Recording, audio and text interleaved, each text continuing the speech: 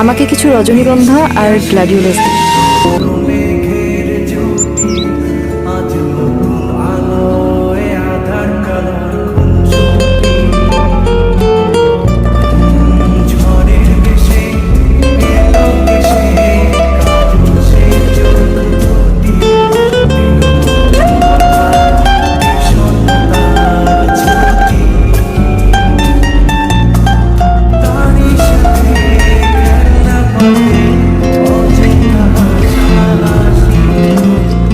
মেহর সুবাদে অনেকের অনেক রকম তাকানো সহ্য করেছে, কিন্তু ও যেভাবে আমার দিকে তাকিয়েছিল, ইচ্ছে হচ্ছিল বলি আরো কিছুক্ষণ তাকিয়ে থাকুন।